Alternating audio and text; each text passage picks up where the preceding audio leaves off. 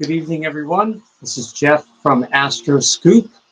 Astroscoop is deep dive astrology coaching. So it is 8:30 p.m. Eastern Standard Time, and I'm looking to the west, and it's even later and darker than usual, and extremely cold here on the East Coast. So we're about to go into a deep freeze for the next at least week, maybe 10 days. Very, very cold for this area. And not just normal January cold, but super cold. And that kind of coincides with the astrological energies and period that we're going to talk about. So I see Carolyn's here. She says, happy first Friday of the new year. Yes, we're starting off the new year. Today is January 3rd, 2025. I keep still saying 24, so I have to make sure if I write a check or I mention anything that it's 2025. So yeah, 2025, January 3rd, first of the live streams of the new year. So we'll wait a few minutes to see if anyone pops in. My live streams are weekly, almost always here on YouTube on Fridays. Sometimes they're usually at 7 p.m. or 8 p.m. Tonight is 8:30, but I'm experimenting with different times to try to engage and enable other time zones, also specifically other countries that have wildly different times than here in the United States, obviously. So I'm experimenting. You'll see probably I'll be doing some very, very strange times, maybe like an early morning on a Sunday, or maybe during the week if I have flexibility, I might do a lunchtime, like a half-hour stream or something. So I'm going to really try to incorporate a lot more of those and maybe do shorter ones but more frequent to try to engage the other time zones. So Astroscoop, I just want to mention for my videos lately, last couple of weeks, I'm having a lot of new viewers. So when YouTubers go into their stats, they tell you, not only do they tell you how many views you have, but they'll give you percentages of the new subscribers versus your current subscribers versus people that watch the videos and don't subscribe. So I have a lot of new subscribers, but particularly I have a lot of new viewers that are not subscribed. I know it's kind of confusing, but what's interesting about that is it's changing every day and every week. So this channel is just going to evolve. I'm just going to evolve the channel and adapt to the streaming audience, sort of thing. And last week I mentioned that India was my #1 viewing country, and then Algeria was #2. So those two are still top, and then I have the United States are still accounting for a good portion of my views. So I appreciate all those views starting off 2025, and it's a wonderful thing. Every view, it doesn't matter if it's someone watches for 5 minutes or an hour. It really helps towards the the algorithm engaging the channel. So please share with family and friends. Subscribe, like, comment, do all that engagement. That helps the channel. And you can also donate if you're so inclined. You can donate to me at Venmo, which is at Astroscoop, or PayPal. I have both of those. And if you wanted to donate and you're having trouble, you can email me. It's in the description, astroscoop@zohomail.com, or just leave me a message and I can send you a link. But if anyone donates, it's not about the amount of money, it's just the thought. I've donated to various things, and sometimes I can't donate a lot, but it's the thought. The thought and intention is what everyone's starting off the new year with, especially with their goals, and especially with all these YouTube channels. Everyone's going to try to reinvent and reinvigorate their channels for the new year. So that's what we're going to try to do. I see there's a couple people in now. Almost 5 minutes in, 8:35 Eastern Standard Time. And we are deep in the middle, smack dab in the middle of the sign of Capricorn. So last week, we talked about late December, we talked about coming off the Sag Cap cusp. We talked about the first decan of Capricorn, which is all Saturn, mostly Saturn influence, and co-ruled by the Saturn planet in that decan. So tonight, we talk about Capricorn 2, which is the Venus decan, or a Taurus influence. And the Capricorn 2 decan runs from today, right around today, or the 4th, to the 9th or 10th. So if you know anyone that's born between January 3rd and the 9th or 10th, they are a Capricorn, just like Capricorns last week, but they're a later degree in the smack dab in the middle of the decans, and they would be co-ruled, in addition to Saturn, they're co-ruled by Venus, and we're sitting at 13 degrees tonight in the sky at Capricorn, 13 degrees, and 15 is the exact middle. So it's almost 14. By tomorrow, it'll be 14. So we're right there. And I mentioned last week, a few minutes in, I started talking about the transits, because people like to see, maybe want to hear about the transits, and maybe they don't want to hear all this, or even the celebrities. So I'm going to try to continue to do that, do some of the end stuff in the beginning, and then kind of finish up with the celebrities, and then any other insights with the transits. But you will see on my channel, I'm taking a lot of feedback into strong consideration. So please keep those comments coming, even constructive criticism. I don't mind it. It's helpful.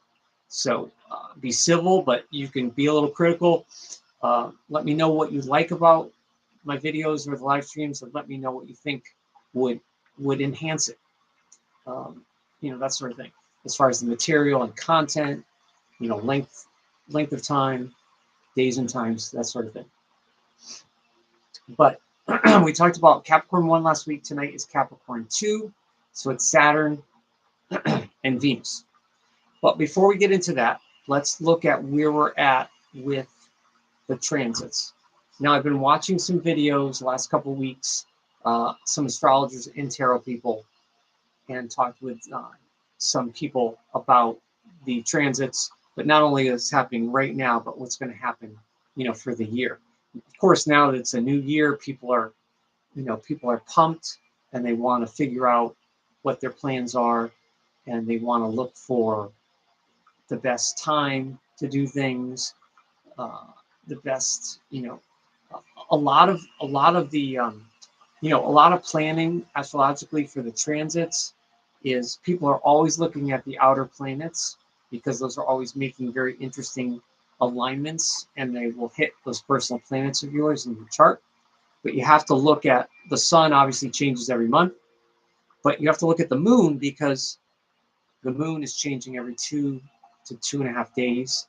And then every month, the moon returns to that sign, and then it restarts any aspects that happened the month before. So, for example, tonight's moon is in Pisces. So we have the moon at 5 degrees of Pisces, and Saturn is sitting at 14 of Pisces. So Saturn, Venus also just entered Pisces. Venus is at 0 degrees of Pisces. So we went from Aquarius to Pisces. So we have a lot of Pisces, particularly tonight and tomorrow, because it's the Venus, Moon, and Saturn. Now, Venus just started. So Venus conjuncts the moon earlier today. And then the moon tomorrow, it has to go another 8 or 9 degrees, will conjunct Saturn. So that's interesting, because Saturn's there for months, sitting in Pisces. And it was retrograde. Now everyone's happy it's direct. But that moon in Pisces tonight conjuncts it tomorrow. And then, of course, it goes through all the signs in the next month. Saturn's a little farther along, and then it conjuncts it again. So that Moon-Saturn aspect is restarting every month. So anyone with degrees, anyone with Pisces degrees that are right around 12, 13, 14, 15 in the middle of Pisces, or a natal Saturn Pisces person will feel that. And you don't just feel it once and say, oh, well, I'm having my Saturn return, so the next year it's gonna feel tough. Yeah, you're having the challenges all year, but then you're having that moon every month when it hits Pisces, is conjuncting that Saturn and then conjuncting your Pisces planet in the chart.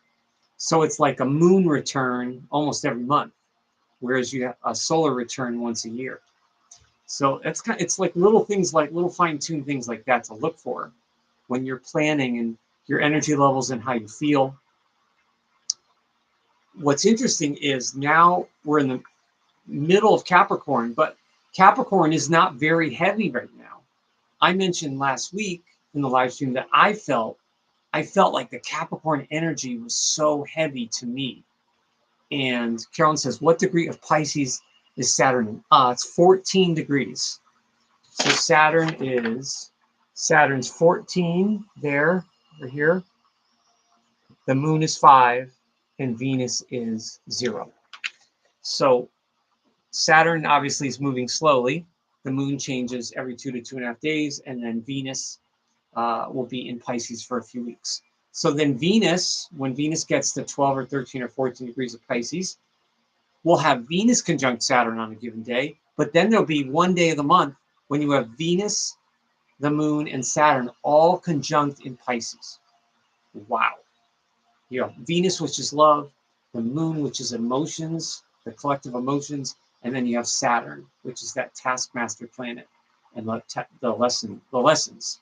So all that Pisces energy. So it's interesting that we're not anywhere near entering Pisces. We're still in Cap. We have to go through Aquarius, but yet Pisces is making a strong, Pisces has a major role on stage here right now with the cosmic energy, and the Capricorn energy that's already felt heavy it will start to lessen a bit as we get later into Capricorn and closer to Aquarius, and then as that Pisces moves along, especially because Saturn isn't retrograde. So that's very interesting. And I mentioned last week that the Sun and Saturn tonight are exactly sextile. So Sun in Capricorn almost at 14, Saturn at 14, Capricorn and Pisces are sextile. That helps with the flow of the two signs that can be kind of melancholy. So I mentioned that Saturn and Pisces and Capricorn can be melancholy, but with the sextile there, that helps move things along a little bit. It's not as stuck. And of course, the sextiles with two planets that aren't retrograde. So there's not too much of a pause either. So I like that. I like, the Pisces energy is good for the Capricorn. It's good for the sextiles, like a friendship. So it's like Capricorn can say to Pisces, oh, I've been feeling a little dry and a little rough. I need a little softening up. So that's one thing that the Saturn and Pisces can do. Is Capricorn, because all we have is Sun in Capricorn, which is very interesting. Now Capricorn tonight, it's inside a house, so it's not even on a house cusp. So that means it's kind of hiding in the 5th house right now. According to New York Eastern Standard Time, it's in the 5th house. So if a baby was born right now, he or she would have Sun in Capricorn and Pluto in Aquarius in the 5th house, which would be very, very powerful for performance and self-expression. So that Capricorn that might normally be shy or reserved energy would come out in a Leonine or a Leo sort of way. But we have the node in Aries retrograde. We have Uranus retrograde in Taurus still. That Uranus is so slow moving. And I've been saying it for months. I really feel for the late Taurus planets that are getting that conjunction and have been getting that conjunction. Uranus hitting a personal planet isn't all good or bad, but it is shaking you up. You might want to break free from things. You might want to reinvent and re-engineer how your attitude with that planet. So it doesn't mean it's necessarily bad and you're going to lose something, but you're going to reinvent. Uranus hitting a personal planet is like, what's boring and staid and outdated, and what's lowbrow. What's lowbrow? Aquarius is that Uranus is going to lift it and break it out, but it's in Taurus, so it's a little stubborn. So that Uranus is in Taurus, still retrograde. Jupiter, really slow right now. The retrograde at 12. So the Gemini planets in the middle there are getting that conjunction, but it's retrograde. So again, pause and slow moving. And then the real kicker is Mars here. Mars in Leo has slowed down back to all the way down to 0 of Leo, almost Cancer. So Mars is 0 of Cancer, of Leo, retrograde. So it got up to 3, almost 4 degrees of Leo, was direct. Now it's retrograde. So that is slowing. It's slowing the collective energy down, even though Mars is in a fire sign, and it's slowing and halting that Leo type of energy. So coming off of all the Sag and just having Mercury in Sag right now, which is in a late degree, that's going to be in Capricorn very soon. The fire energy in the chart, the cosmic chart here, is it's getting to be a very low flame. It's like a low flame of fire, and that's kind of good. I think that's kind of good for all the fire signs, because even with the conjunctions and trines, fire signs can be inflammatory. And by that, I mean when aspects are fired up with fire signs, there can be a lot of inspiration and a lot of optimism and fun, but it can also burn really hot, and the fire sign can take on, that fire sign energy could just take on too much and can burn. You can burn yourself or burn around you, metaphorically. And so it's always good to have a little time with a little less of an element in the sky for balance. But we're dealing with those retrograde planets.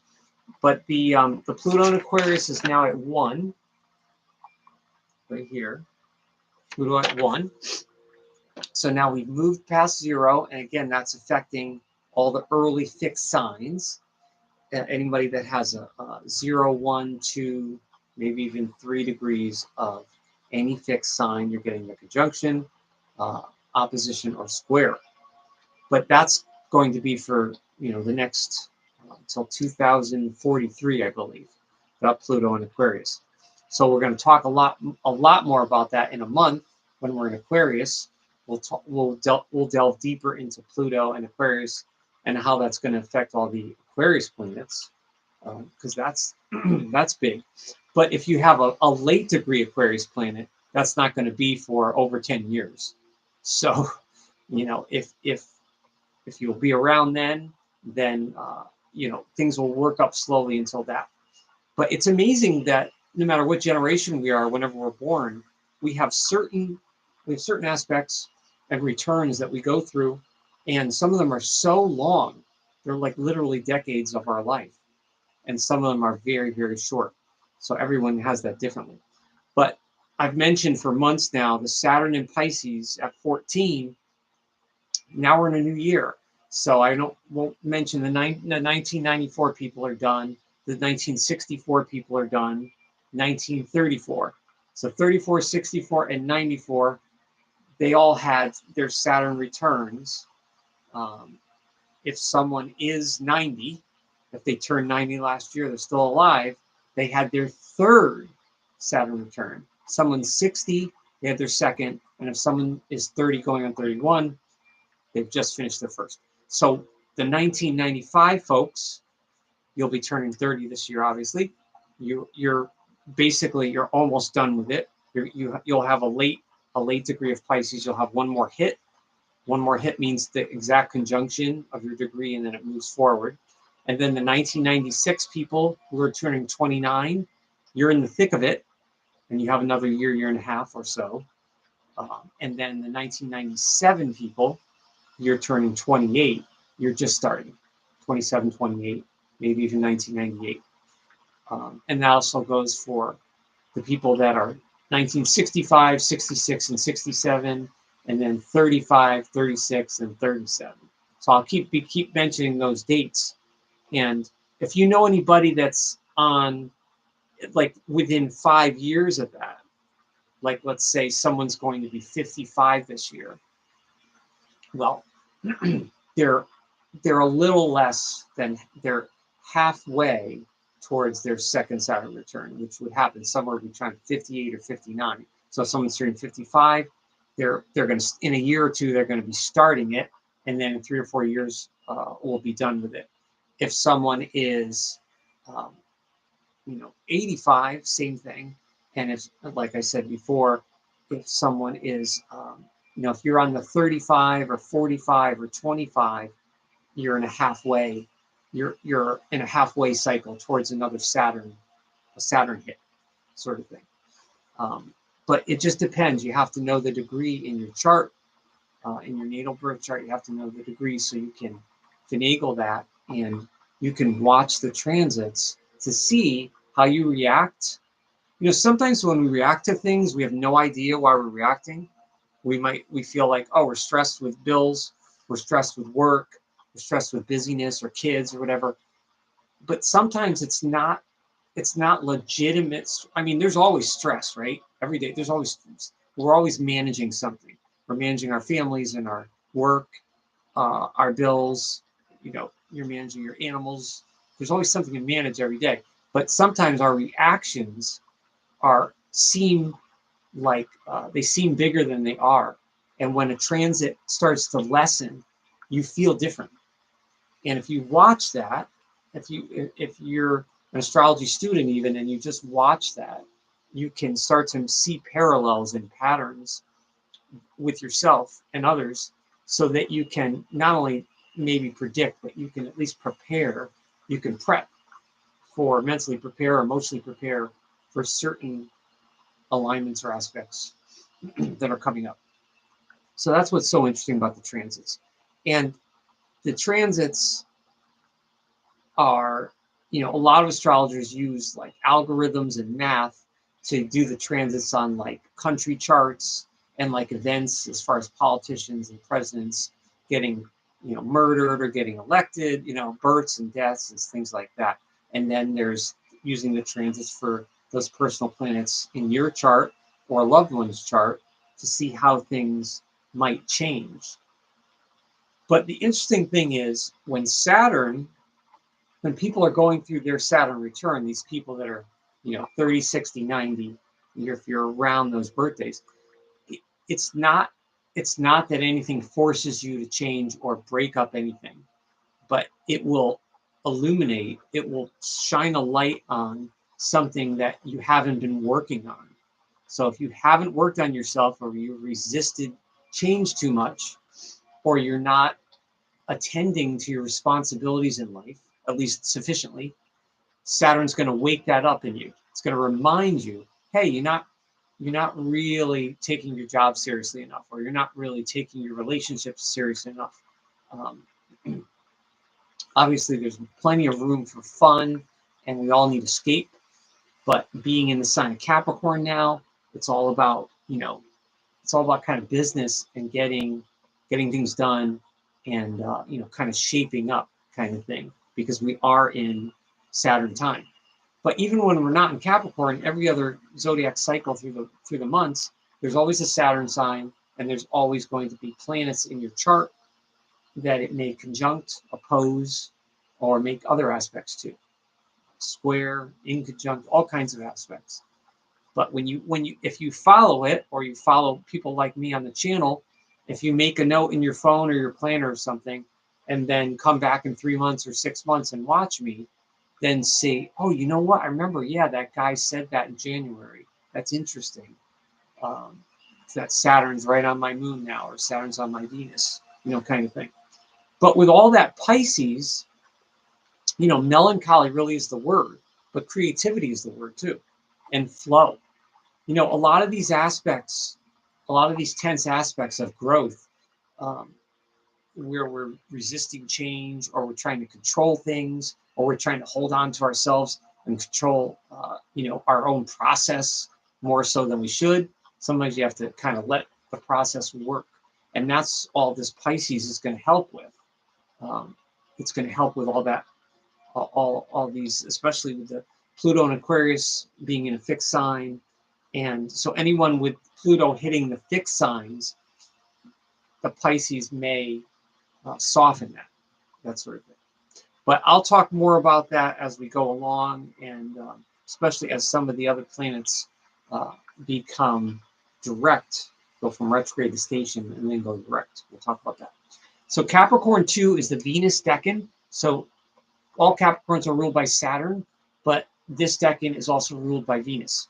And this is the 3rd to the 9th or 10th, and it's the lyre or lyre, which is Orpheus in mythology.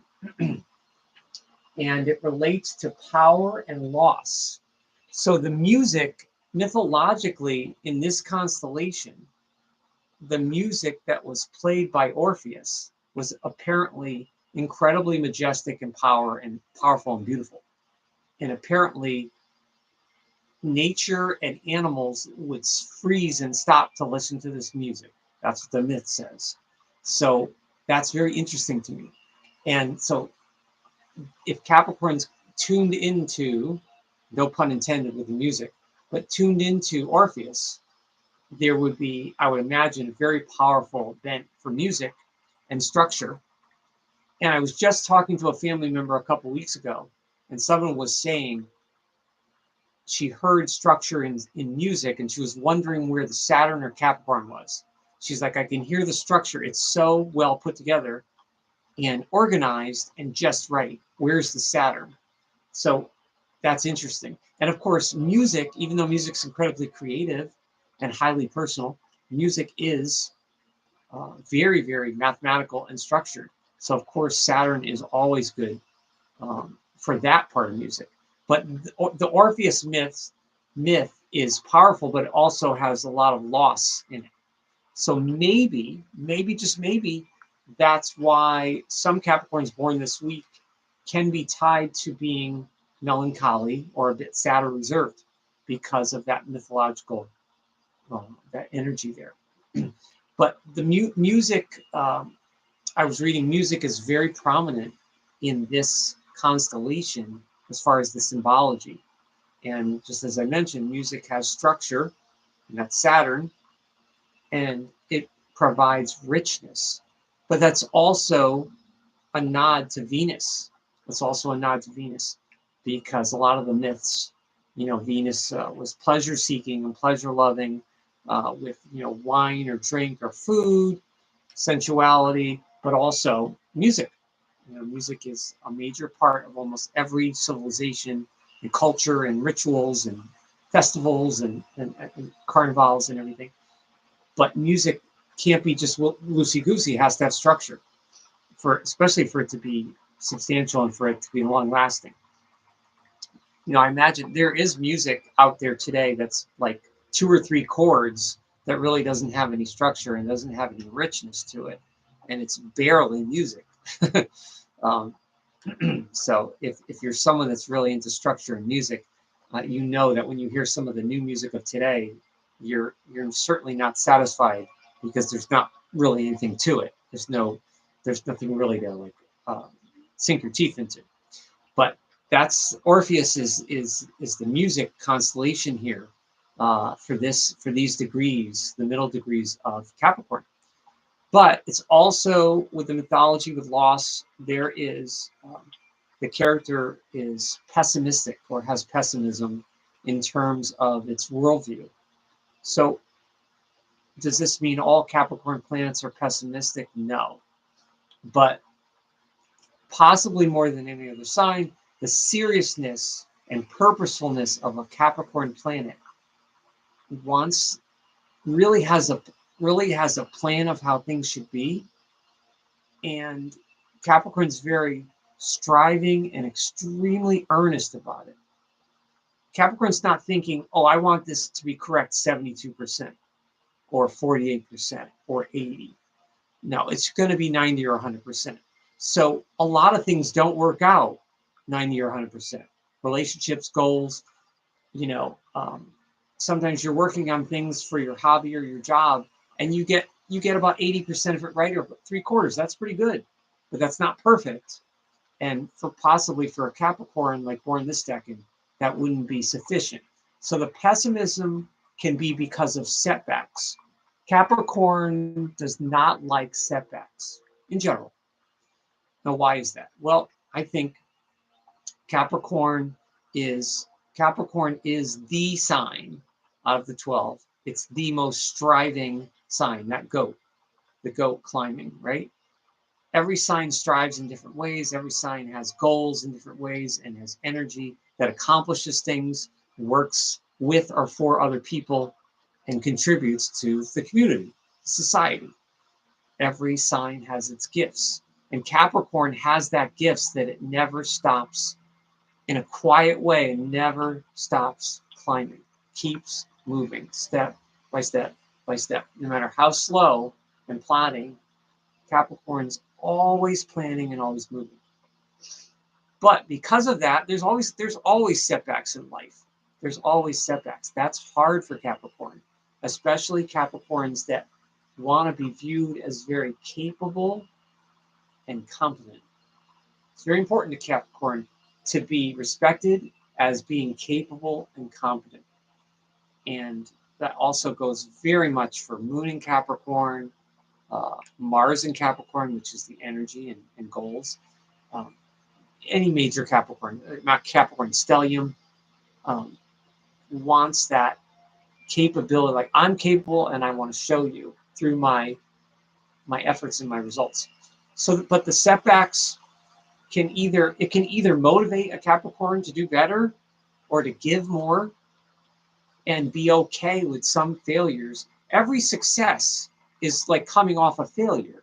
If you look at all famous people that have achieved anything, like we all beat ourselves up when we fail at something, or we're not doing something right. But think of how many little successes we've had coming off of something that was a failure. You got a new job and then they let you go because you weren't fit for it. I wasn't good enough, I'm a failure. But then you get a better job that you do well at, and then you get praise from your new boss. So one person didn't appreciate you or saw your gifts, but then the next boss does. So that's, we have to really be positive about our self-talk. It's really easy to get stuck in those setbacks, and Capricorn can get stuck with that, even though Capricorn keeps moving. So Capricorn can use that as motivation or become sad and pessimistic. It's not easy for Capricorn. Capricorn doesn't take those things lightly. So if Capricorn is disappointed themselves or disappointed family or someone that sees them as reliable, that's going to be hard for them. But again, there could be a lesson in there. That could be a lesson for Capricorn, especially born this week. And because it's the Venus Decan, which equates to Taurus, these Capricorns born this week are a little more temperamental, I would think. A little more temperamental and maybe a little more stubborn than Capricorns born last week, or the Capricorns that we're talking about next week, or a cusp Capricorn person. So it's important for Capricorns to figure out what their real motivation is. Do they want just status and power? And eventually that becomes empty at some point in your life. You can only earn so much money and get status and power and a title. But eventually people aren't going to remember you for that. They might remember what you did or how you made them feel, and the real stuff, the real good stuff you gave or didn't give to them. Your time, your love, your thoughts, kind of thing. So that's important for Capricorn. So one star is the G9 star, part of this constellation of Sagittarius where Capricorn is. The G9 star I was reading is equates to fire. So not the fire element in astrology, but it's just the fire in general. Sun and Mars energy, which is interesting because I don't think I ever realized that before for the second decan of Capricorn.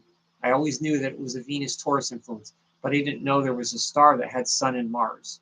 So that also adds to that striving, and that would add a aggressive or assertive component to Capricorns working on their goals and tasks for this decan, even more so than the first decan, sort of thing.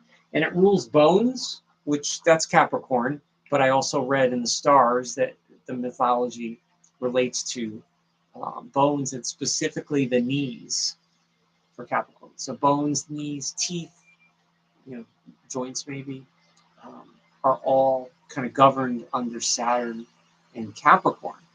So Capricorn, I wonder if people with afflicted Saturns in their chart would or have had more broken bones or bone or joint problems more so than the average person. That would be interesting to look at. But the stars do equate to fire. So that's why I said, like, even last week, I said, like, sometimes Capricorns will surprise you because Capricorns can be kind of quiet and serious and doing their own thing, and they can seem so aloof. But then they can come out with this, once in a while, these outrageous things, and can be really funny or be even into spiritual or metaphysical stuff.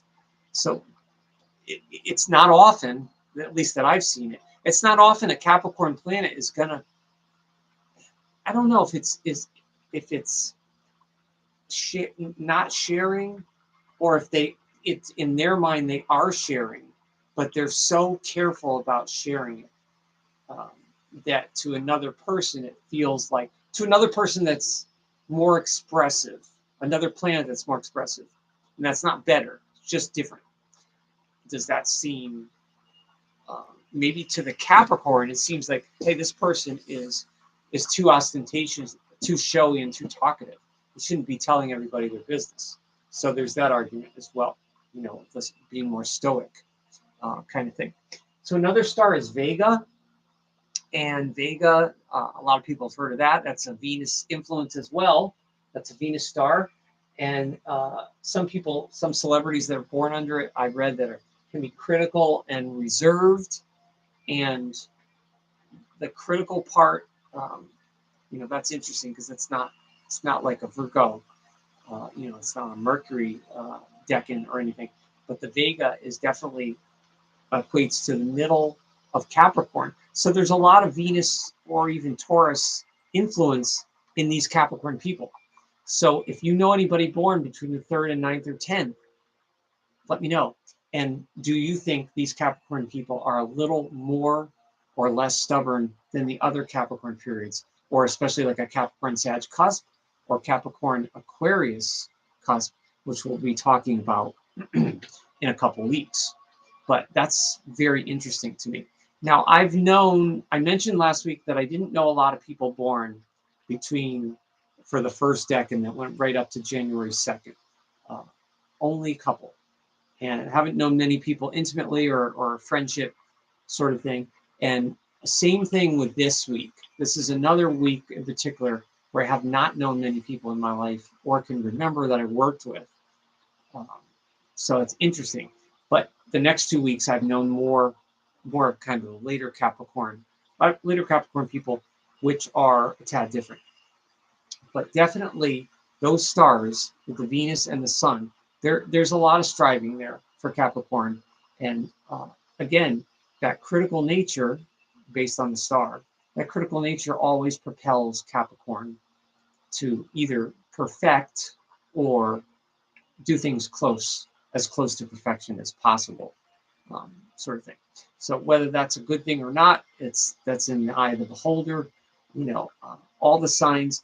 It's so funny because if you have a predominance, if you have like a stellium in your chart of a particular sign, and that's 3 or more planets in a grouping, in close proximity with the degrees in a sign, even if it's not your sun sign, you'll be so strongly that sign that will stand out to other people. So let's say someone is Sag. They're born a month ago. They're Sagittarius, but they have a stellium in Capricorn. They have Moon, Mercury, and Mars in Capricorn or something, and they're all close. That person would be so strongly Capricorn, even though they're a Sag. Their identity is of a Sag fire person, but their earth energy would be so strong and prominent that they probably feel to others more like a Capricorn. So it would be undeniable. So that's why you have to take it all into account. And that's why it's so important that when you see groupings of planets with the aspects or conjunctions in your chart of the same planet, that is really, really powerful, um, especially with the serious signs, like a stellium in Scorpio, stellium in Sag, um, sort of thing. Those are very, very serious, potent energy, and it's very kind of single-minded. All right, so one lesson I came up with is just let go. Just let go. Now, it's good for all of us to start the new year, to just let go. But for Capricorns born this week, it's very important, I think, it's very important for Capricorn's mental health and emotional health to let go of grudges. Now, I'm going on all the astrology I've read and practiced all these years, and also some of the celebrities I've read about. So I don't really know this firsthand with Capricorns born this week, um, that particularly with any personal grudges or anything. But with this energy, with the with the Capricorn and the Venus, the capacity to be so critical and reserved and determined that when something happens with a Capricorn that Capricorns don't like, or that's, disloyalty or something like that, it's hard for Capricorn to go back and revert to how things were.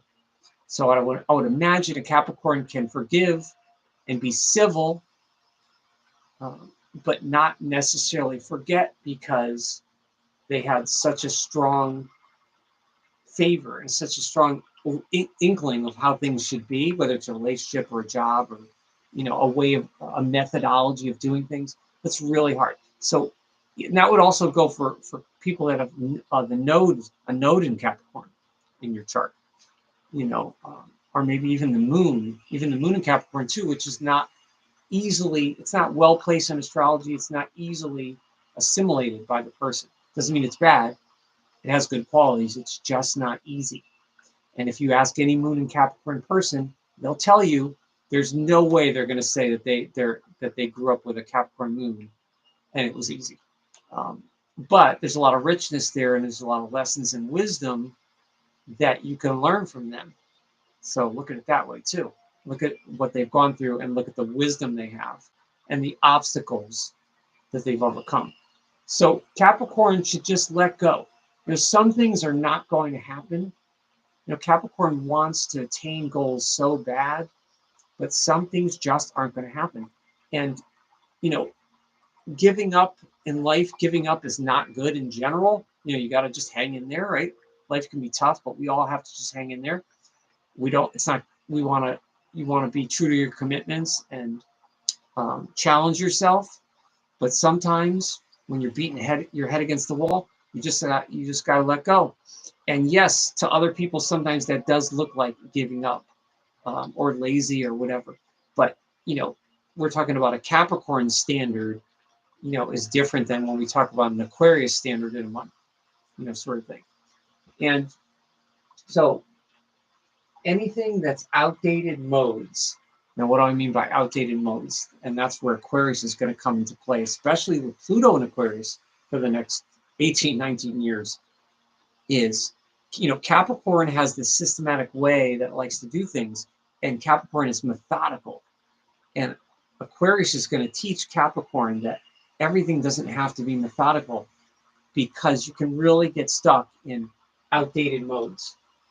Things that we did 100 or 200 years ago, it doesn't necessarily apply now. There is room for the tried and true, and there is room for tradition, but there's also room to update, and that's where Uranus comes into play, and Aquarius, and how Aquarius teaches Capricorn. So I think that's really, really important for Capricorn people, because Capricorn has a tendency to that pessimism and that pessimistic quality, that they would be wise to seek help when they need to. And that's not going to be easy for Capricorn, because that may be a sign of weakness that you need help. But that's something that they can get over grudges, or maybe even not completely get over it. If you can't completely get over something, all right, just be at peace with, all right, I've gotten over 75% of it, but the rest I just can't. I can't change it. It is what it is. And for people that believe in karma, whether or not you believe in karma or justice, in a general universal sense, sometimes we feel like it's our job to teach people lessons, and sometimes we do, but we're not going to get the satisfaction most likely and see people learning their lessons, and maybe they're not going to learn it till the next lifetime, sort of thing, but they will feel it somehow. They will feel it because of their intentions, I think. So that's some lessons. And I mentioned before, we're at Saturn Pisces at 14 degrees. So anyone that has a Pisces planet at 12, 13, 14, or 15, you are getting that Saturn conjunction. So not just the Saturn Pisces people, but anyone that has a Sun, Moon, Mercury, Venus, Mars, rising, Pisces planet, you're getting that conjunction. And then if you have a Virgo planet in the middle, you're getting the opposition, which is a push-pull. If it's Sag, middle Sag, you're getting a square. And if it's Gemini, middle Gemini, like we have Jupiter at 12, that's going to form like a mutable T-square.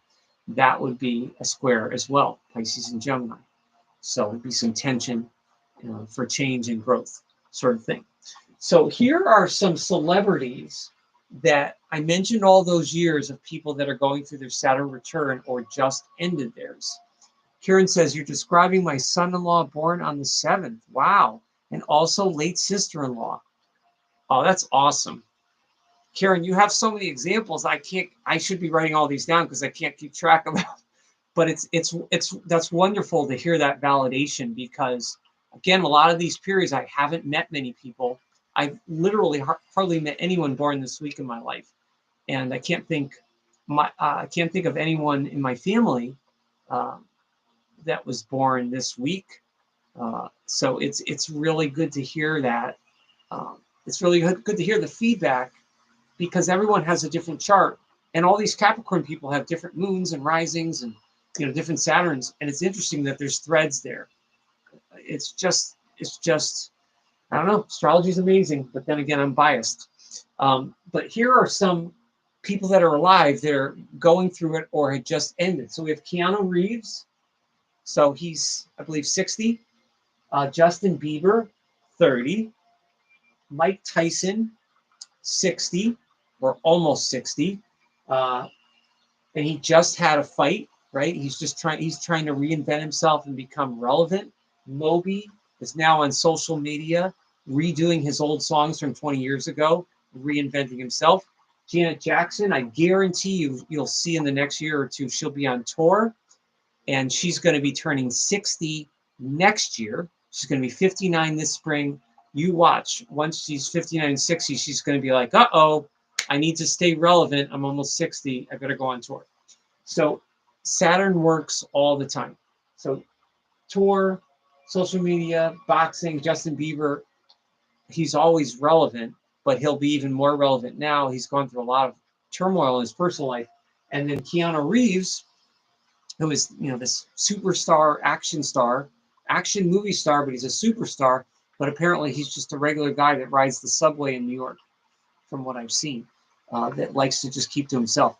But he has a lot of serious energy in his chart. He has this Saturn in Pisces, Keanu, but he also has a conjunction with Pluto, I believe, in Virgo. Very, very, very powerful chart, which that may activate his Pluto conjunction as well, and with the Saturn Pisces. So he has Pisces and Virgo in his chart. So all of this mutable energy has got to be affecting him, especially turning 60. So we'll be hearing more about from Keanu too. So there's more, but those are just some examples of relevant, famous people that for the last few years, especially since COVID, since they were 25 or 55, they were stuck, and obviously the world kind of was stuck. But then anyone coming up on a Saturn return had to kind of reinvent themselves almost twice as fast, because COVID slowed you down, and then Saturn is kicking into gear. So Saturn is a wake-up call for all of us. When Saturn's hitting us, it feels heavy, but we just got to use that energy. It hurts sometimes. It's painful. And sometimes you need to go work out, kickbox, hit a pillow, cry. You need to do something. It is painful. There's no doubt about that. It could be physically painful, it could be mentally, it could be emotionally painful. Wherever Saturn is, it's not meant to be easy. It's abrasive. It's not, it's a lesson. It's not meant to be an easy thing, sort of thing. But if you get over it, if you work, you just got to work with it.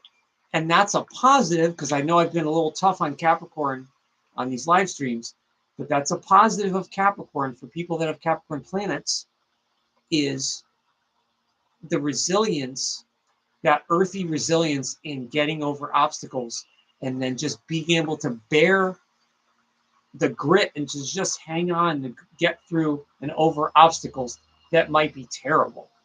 But Capricorn, doesn't love it. And even if Capricorn is still a little sad after it or a little pessimistic, they can say, hey, well, look what I got through. And this is how you can do it too. This is how you can get over it. So that can be a real,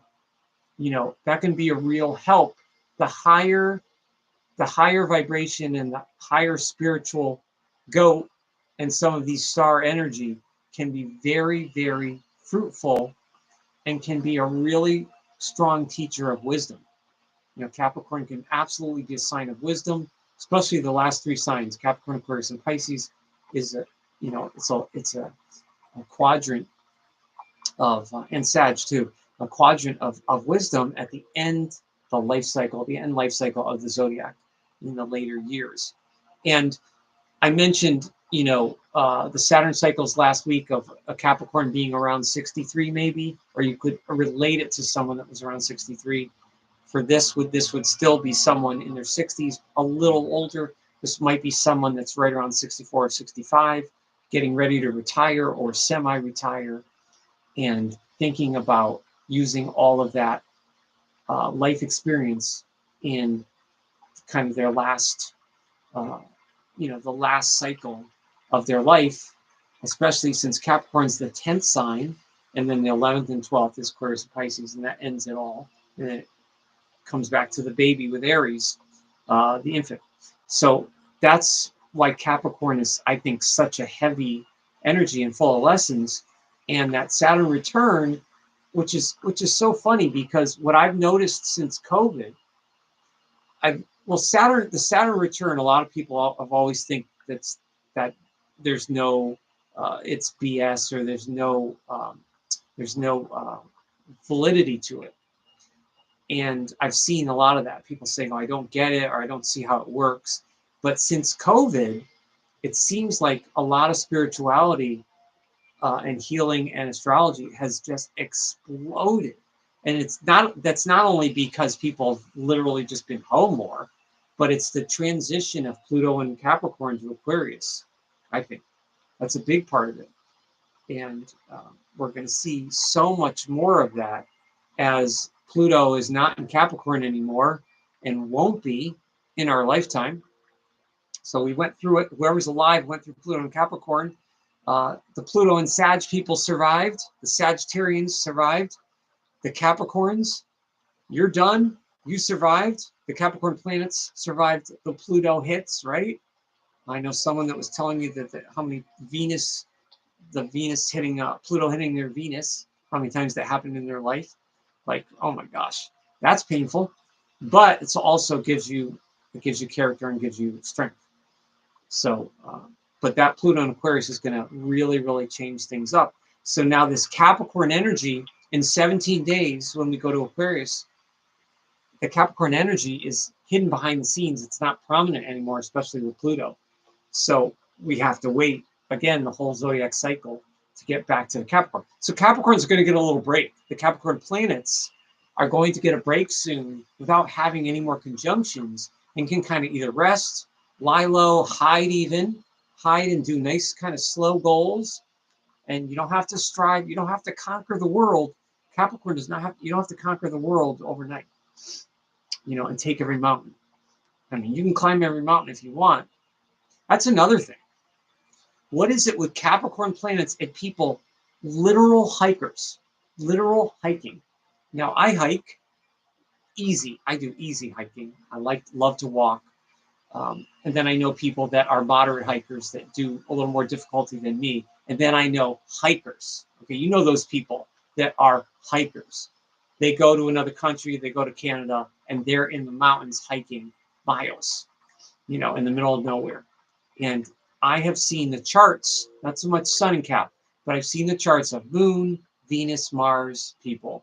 I see that so often with the physical activity outdoors, but specifically hiking. And it might not be an actual mountain, but it's like the goat within them, that goat energy has to manifest. And they are hiking, like crazy, and or they're, marathon. But it's more so like the nature, not just running per se. I would say it's more so definitely with connecting to nature or animals. But the music thing for this week is really, really interesting because I never really thought of that. Most years when I've looked at the decans or done readings for people with Capricorn, I haven't really noticed that connection because of Orpheus to the music, but it's definitely there because of the structure and richness of that music from that mythology, of that mythological tale sort of thing. So that's kind of interesting. All right, so let's look at the celebrities.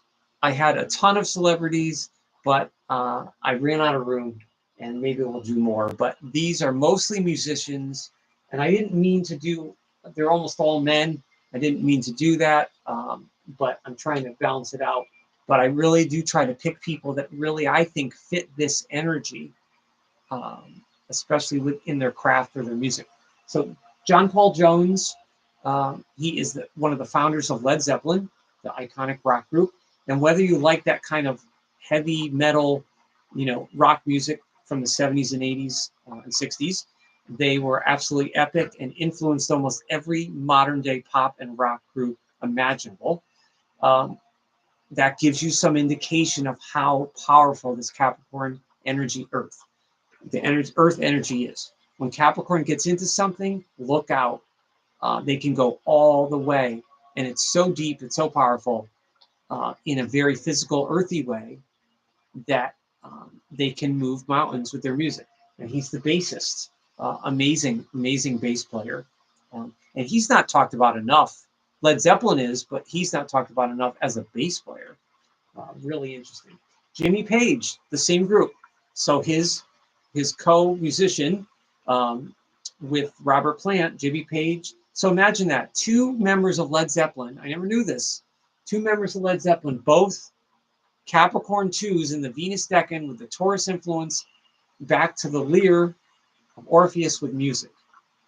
Natural.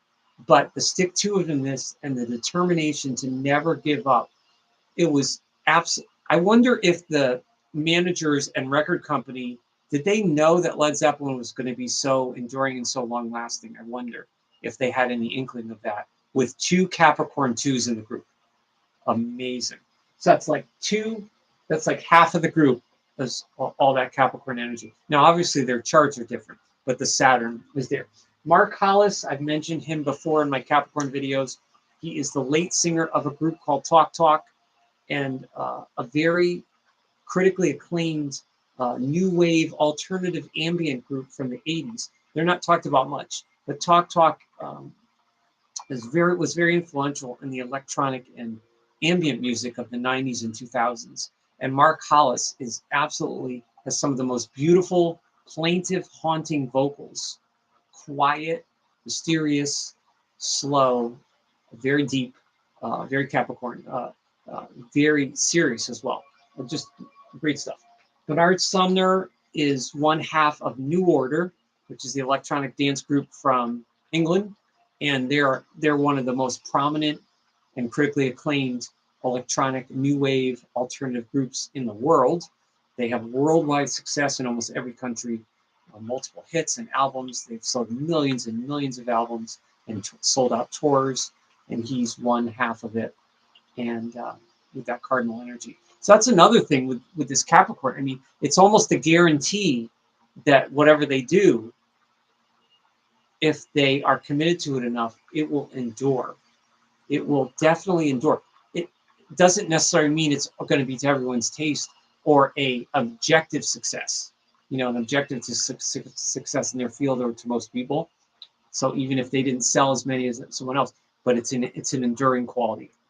Vanity is she's a preacher now, but she was involved in the Prince in the 80s and 90s. She was involved with Prince, the late musician, the artist formerly known as, and she was a actress, singer. She was in the Purple Rain movie in the 80s, and actress, singer, model, but she was part of a group called Vanity Six, and she was very sensual and sexy and did all that stuff. And but Prince saw a lot of qualities in her, and she was really a nobody. She was kind of a no-name model, and this woman that had very little musical talent or ability, but she ended up doing a lot of music with Prince, and then she gave up all of that kind of somewhat seedy lifestyle and became a preacher and went completely legit and clean, apparently.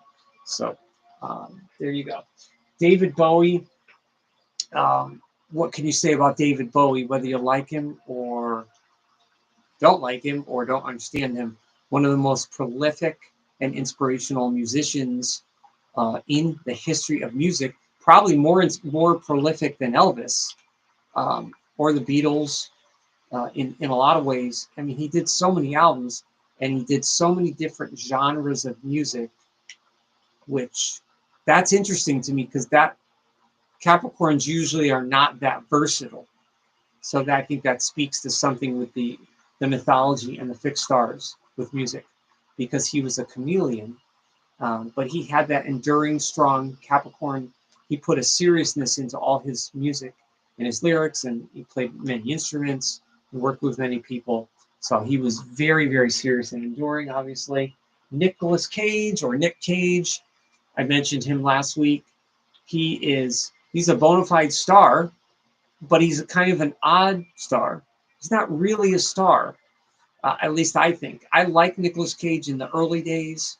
I like him from the 80s mostly, and I like him from when he really wasn't Nicolas Cage. I like him when he was Nicholas Coppola, and he wasn't that well known. That's when I liked him better. I don't really like the new version of him, but he's absolutely enduring. He's done all these drama and action movies, and he just never stops. So that's another thing. It doesn't matter what the output is. It may be lowbrow or low quality, but it's like just keeps going.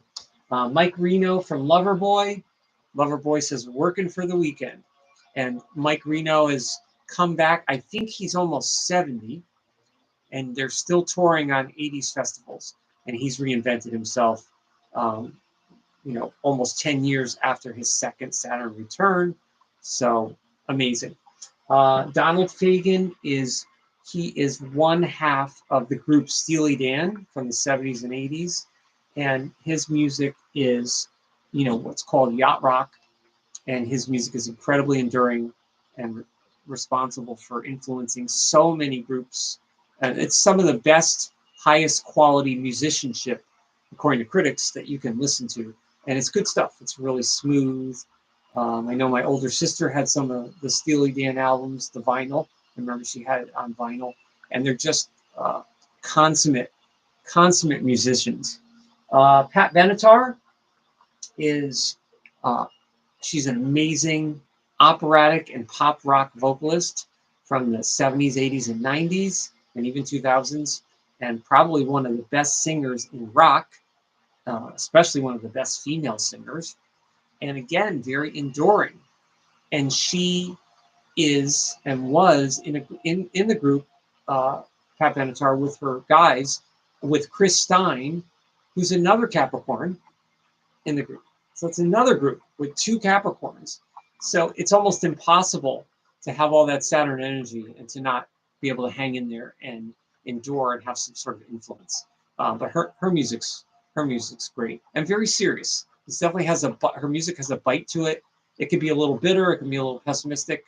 You know, she's certainly angry in some songs, and that was sort of therapy for her. So those are all the celebs. Here are the transits we can go through. Again, we're at 9:35, so we're a little over an hour.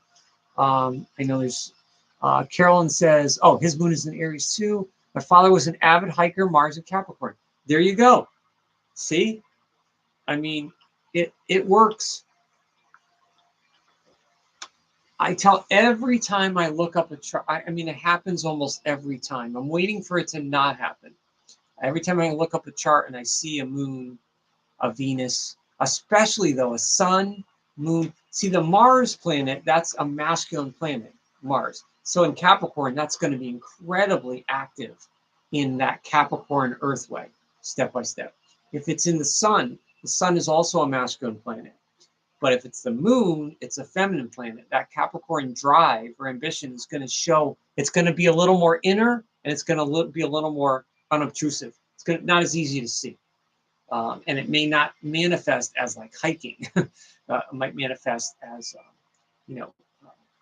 being a, administration in work, administration, community, volunteering, that sort of drive, working with a library. I know a Capricorn moon man who was an educator for 30 years, and he was an incredibly influential in volunteering with the library. And he was like on every board, and so, that's Capricorn, right? So Capricorn's hiking. They're either hiking literally in the mountains or they're hiking metaphorically, but they're always hiking. And show me a chart with major Capricorn where someone is doing that. Interesting. So these transits, we have, Mercury's at 23, Pluto at 1, the various ones we talked about. I didn't mention before here, Mars, which is retrograde, is opposition that Pluto. And that will be for a little bit. So any of those early fixed planets, you're getting activated with the Mars-Pluto opposition. So that affects others. The opposition is awareness through others. So it's not just necessarily tension, but it is awareness. So you might find yourself in a little bit of a squabble with either yourself, if you have an early fixed sign, or someone, or a partner, or a family member, or a friend, or a business person that has an early fixed sign degree. There's going to be some kind of tension there to work out. And a baby born right now, he or she would have that. It's also dynamic though, because it's fire and air. There's a lot of, it's kind of charisma. It's also a cusp aspect. You have a Mars cusp planet and a Pluto cusp planet, 2 cusps opposing. So that's powerful. Very, very powerful. So that's another thing to consider. And then we're in a waxing crescent phase, which is waxing, like Karate Kid, wax on, wax off. We had our new moon in Capricorn. Then we waxed off of that into Aquarius. Then the new moon was calming down. And now we've gone into Pisces, early Pisces, and we're continuing to wax. We go into Aries in a couple days, which is the quarter phase, because the quarter always means the 2 signs are square, and that's Capricorn and Aries. And then we'll go into Taurus, which is the trine. And then eventually, later in the month, when we come to Cancer, that's the full moon. So then we go all the way, we wax to the full moon, Sun in Capricorn, Moon in Cancer, full moon. And let me know in the next week or two, when the full moon is about to come, and I talk about that, let me know if you want me to spend more of the hour on the full moon rather than just the period. I could do the period, and then we could talk more about the full moon or in the transits as well, because it seems like a lot of people are, that's very timely and relevant to them. But let's see. Still got a couple people in. I I thank you all. I know this is my later one. I think this is my latest one, but I'm going to continue experimenting with different times for the time zones because different people can pop in and out. But thank you for hanging in there with me, especially for an hour. And thanks to India and Algeria for most of my views. Those two countries are really growing my channel this season, so I really appreciate that. But I know the people we have in right now, they're US people, so thank you as well. Don't forget to like, comment, subscribe, and share. The subscribe is really important. I still continue to have 80 to 90% of my views where the person is not subscribed. So you have to sign in and click all are personalized for Astroscoop so you can get those. I really, really emphasize that. Thank you so much. Appreciate it. And next week will be the last full Capricorn, live stream. And I'm way behind on my videos, and I apologize for that. I haven't had a lot of new content. This has been a slow season for me. It's been a very busy season, and I've been concentrating a lot on the live streams. So in the next week or two, I'm going to try to fire up my videos again. But by the end of next week, I should have another Capricorn-ish video coming out. But let me know in comments. Please give me comments what you want to see for the live streams and the videos this year, and we'll just keep moving. But remember this for the next 2 weeks of Capricorn. This is a time to tap in. I just did a reel that said, let's get ready. And that's Capricorn. Like, Capricorn may not always be enthusiastic, and Capricorn may not always be fun, and Capricorn can be downright stodgy. But you know what Capricorn has? Capricorn will say to you, you can call me anything you want, but at the end of the month, look what I've done. So props to Capricorn, because Capricorn in business is a thing called GTD. It's a methodology of getting things done. A lot of management and business MBA people use that. GTD. That's so Capricorn, and that's getting things done. So it doesn't mean it's perfect, or it doesn't mean it's fast or showy or anything like that, but it's getting things done. So this is a time for all of us to tap into that Capricorn energy and get what we need done. It would be so interesting to better understand more about the full moon. Oh yeah, thanks for great analysis. Thank you so much. Yeah, definitely.